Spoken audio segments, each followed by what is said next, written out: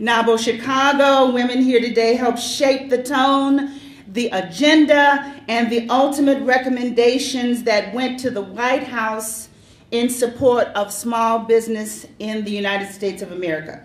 Over 80% of the recommendations we supported were ratified and sent to Congress and to the President of the United States for action. Am I right about it? Yes. Am I right about it?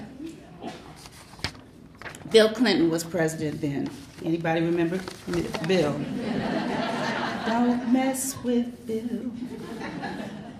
We haven't had a White House conference on small business since 1995. But I have a feeling that the lobbying for such an important event will be part of our public policy agenda as we move forward. How many of you here, again, this is old school, how many of you here remember HR 5050? Yeah. All right.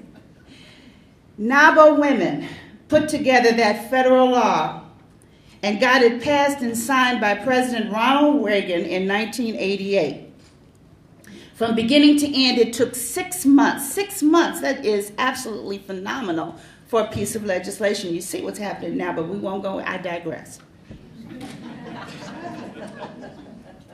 Out of that particular piece of legislation came the National Women's Business Council that was charged with holding hearings and making recommendations to Congress on the status of women's business in America. Now, back in the land of Lincoln, we were having conversations about this law and decided to create a similar laws for women business owners in this state. Here in Chicago, a few of us came together, not in a smoke-filled room, but in the law offices of one of our past presidents, Michelle Kurlander. Michelle, wave your hand. We took the federal legislation and adapted that to make it workable in Illinois. And the result, the Illinois Women's Business Ownership Act and the creation of the Illinois Women's Business Ownership Council. Diana Connolly was the first chair of this statewide council. I served with her, as did Hetty and others. A few years later, I was appointed chair by Governor Ryan. I'd like to point out that NAWBO Chicago is famous for coalition building. In fact, when we go out together, I've heard people say, when Chicago talks, people listen. Anybody else in the room know what I'm talking about? So although we've always promoted NAWBO as the premier organization for women business owners, we recognize the diversity of the business environment and how critical it is to support the business building agendas of Chicago's diverse business market. So over the years, we've worked with the WBDC, we've worked with Hispanic organizations like ASEA, the Chicago Minority Business Development Center, Cosmopolitan Chamber of Commerce, the Chicago Urban League, and many, many more, in order to promote entrepreneurial development and small business growth of women and minority firms. I'm going to digress for just a minute. As a woman, I support women-owned businesses, but I'm a mother of 2 sons. And their creativity and entrepreneurial capacity amazes me. So how can I just support women without supporting the entirety of the business building community? So here we are today. How many of you operate today a home-based business? Anybody in the house working as a business? How many of you know or realize that at one time it was illegal to own and operate a business from your home? You remember that? In Chicago city limits. I, along with several other NAWBO women, including Hetty's always there, I'm always attached to Hetty, served on the city's home-based business task force. Coalition building was essential to the creation and passage by the City Council of Chicago's Home-Based Business Ordinance. Although I've focused most of this talk on public policy activities, I also need to point out that we annually celebrate the achievements of NAWBO women at our annual Achievement Luncheon. This is our big event, and it attracts hundreds of people. Guest speakers have included media mogul Oprah Winfrey. She was my guest speaker when I was president. Elizabeth Vargas from ABC News, Christy Hefner, CEO of Playboy Enterprises, Helen Thomas, remember her, veteran member of the Presidential Press Corps, and astronaut Mae Jemison, just to name a few. Remember those? Yeah. As these examples illustrate, NAWBO is issues driven where business is concerned, and we know how to attract other powerful women to our cause. There's Diana. I didn't see you. I thought you'd be over there. Are we perfect? No.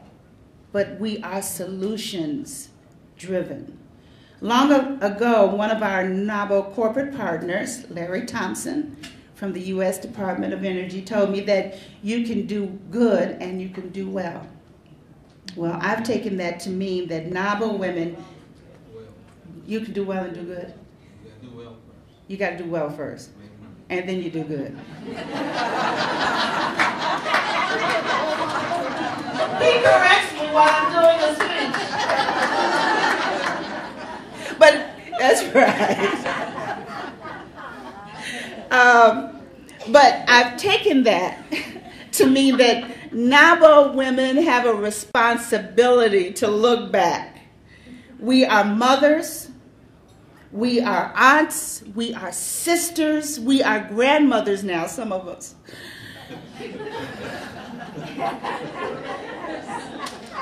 And always, always, we are role models to people watching us. So, we are raising future generations of entrepreneurs without even knowing it sometimes. But that's why our next generation outreach is so critical. This is no coffee klatch. Can I say that again? This is no coffee klatch. This is no coffee klatch. We are about building businesses today, tomorrow, and long into the future. We will have impact on several generations. I want all of you to know that the past presidents now have an official advisory capacity on the NAWBO Chicago Board of Directors. Now that deserves a big hand. By our continued participation and new place on the Board of Directors, thank you, Gail and Board, we offer our experience and our wisdom to help NAWBO Chicago area chapter grow and prosper. Our desire is to create an atmosphere that will once again open the door to a united Chicago NAWBO chapter. Finding ways to work together, that's what NAWBO's all about. We are phenomenal women, and no one put it better than Maya Angelou when she penned these words. Pretty women, wonder where my secret lies. I'm not cute or built to suit a fashion model size. But when I start to tell them, they think I'm telling lies. I say, it's not in the reach of my arms, the span of my hips, the stride of my step, the curl of my lips.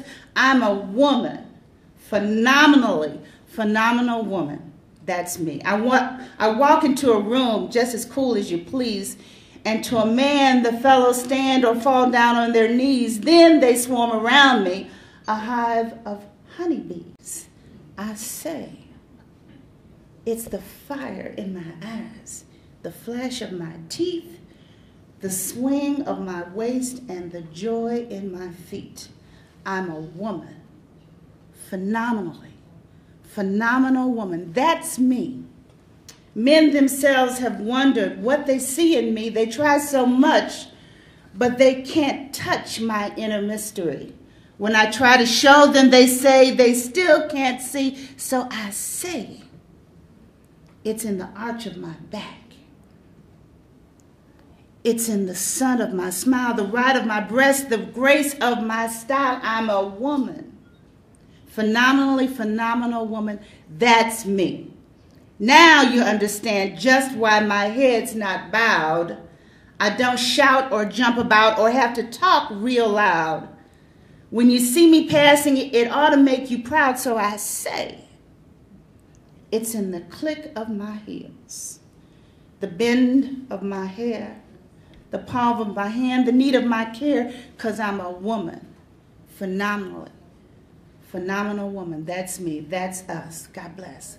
Come on, Gail.